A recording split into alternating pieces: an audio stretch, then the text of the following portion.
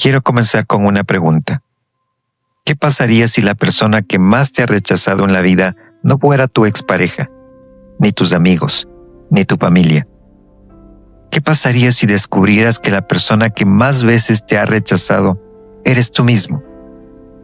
Porque cuando pensamos en rechazo, nuestra mente viaja de inmediato hacia aquel mensaje que nunca llegó, aquella llamada que jamás fue devuelta, aquella persona que se alejó cuando más la necesitábamos, o aquella relación que terminó cuando imaginábamos un futuro juntos. Pero hoy no quiero proponerte una idea diferente. Tal vez el rechazo no es la historia de alguien que se fue. Tal vez es la historia de lo que descubrimos cuando alguien se va. Y sé que este tema toca fibras sensibles, porque todos, absolutamente todos, llevamos alguna cicatriz invisible causada por el rechazo. La diferencia es que algunos aprendieron a convertir esa cicatriz en sabiduría, mientras otros siguen intentando esconderla. Esta conversión es para ambos. Para quien acaba de sufrir una decepción y para quien todavía carga una herida que ocurrió hace años, porque el rechazo no tiene calendario. Hay personas que siguen sufriendo por algo que ocurrió hace décadas, y hay otras que lograron transformar el dolor en una fuerza extraordinaria. La pregunta es, ¿qué hace la diferencia? Cuando alguien nos rechaza, rara vez pensamos que simplemente no éramos compatibles. Lo primero que pensamos es en algo mucho más cruel. Pensamos que no fuimos suficientes, no suficientes atractivos, no suficientes interesantes, no suficientes inteligentes, no suficientes importantes. Y ahí comienza el verdadero problema, porque el rechazo dura unos minutos, pero la historia que construimos alrededor del rechazo puede durar años. Una persona puede decirte que no, pero eres tú quien decide repetir ese no dentro de tu cabeza durante meses. Y mientras más lo repites, estamos sufriendo por todo lo que imaginamos que podría ocurrir después. Y aquí es importante analizar la raíz de todo. Porque recuerda cuando tenías 5 o 6 años. Llegaste corriendo a enseñar un dibujo feo, lleno de colores, fuera de líneas, pero para ti era un tesoro. Y la persona adulta miró rápido y dijo, ¡qué bonito! Ahora déjame trabajar. No fue un portazo, fue una grieta. Esa fue tu primera lección de rechazo, no la última. Aprendiste entonces que mostrar entusiasmo podía molestar, que ser frágil era un estorbo, que había que ganarse la atención. Y ese pequeño aprendizaje se fue enroscando como una hiedra alrededor de cada relación, cada sueño, cada intento de decir, aquí estoy. Hoy, décadas después, sigues sin enseñar tus dibujos. Los guardas. Los publicas solo cuando están perfectos. O ni siquiera lo haces. Existe algo muy curioso. Muchas veces el rechazo aumenta el valor que le damos a una persona. Comenzamos a verla como alguien extraordinario, como alguien imposible de reemplazar, como alguien único. Y mientras más se aleja, más perfecta parece. Pero si somos honestos, muchas veces no estamos enamorados de la realidad. Estamos enamorados de una versión idealizada, de una historia que construimos en nuestra mente, del futuro que imaginamos, de las conversaciones que nunca ocurrieron, de los momentos que jamás existieron.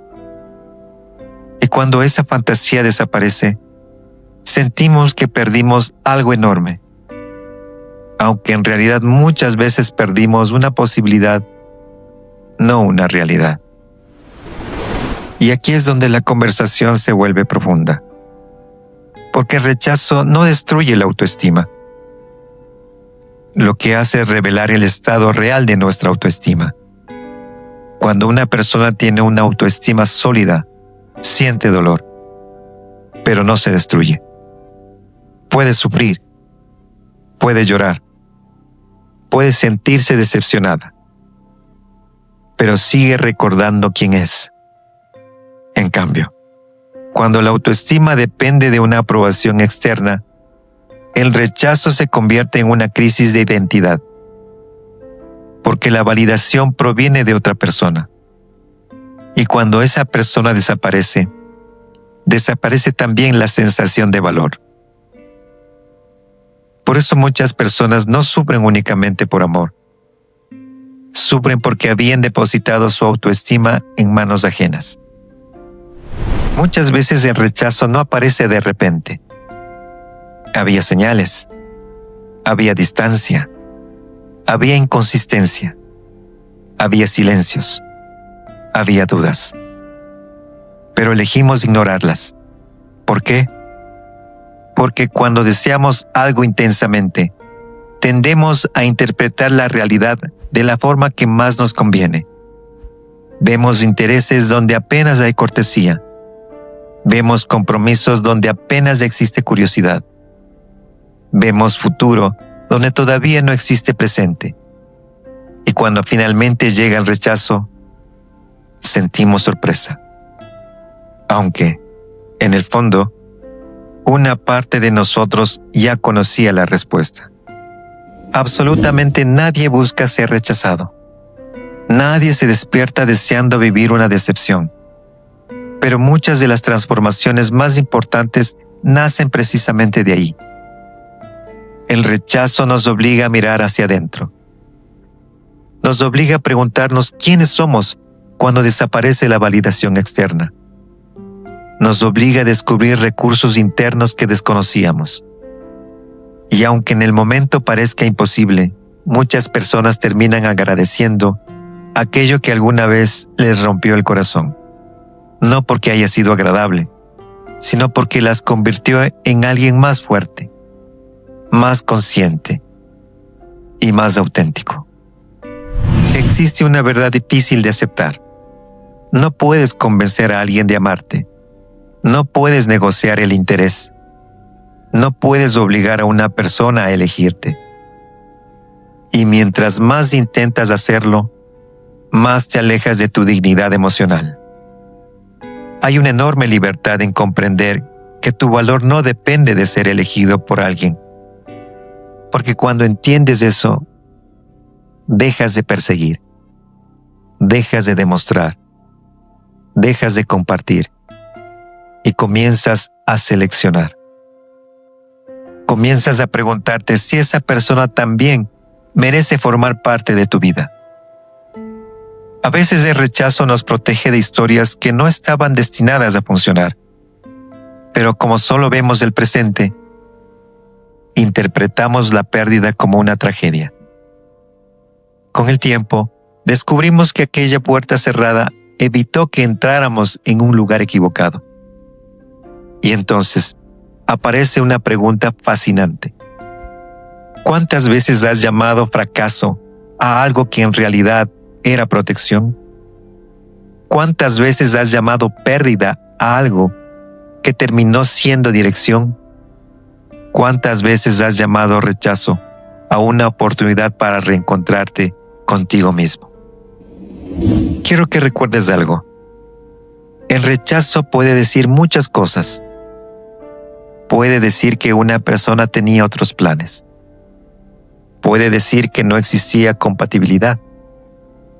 Puede decir que los sentimientos no eran los mismos. Puede decir que era el momento equivocado. Pero hay algo que jamás puede decir. Jamás puede definir tu valor. Tu valor no depende de quién se queda. No depende de quién se va.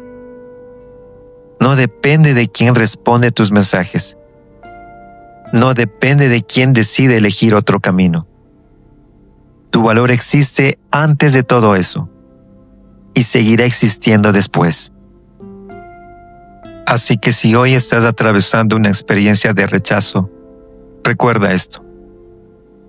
No estás frente al final de tu historia. Estás frente a una página que todavía no entiendes completamente. Y muchas veces las páginas que más duelen terminan convirtiéndose en los capítulos más importantes de nuestra vida.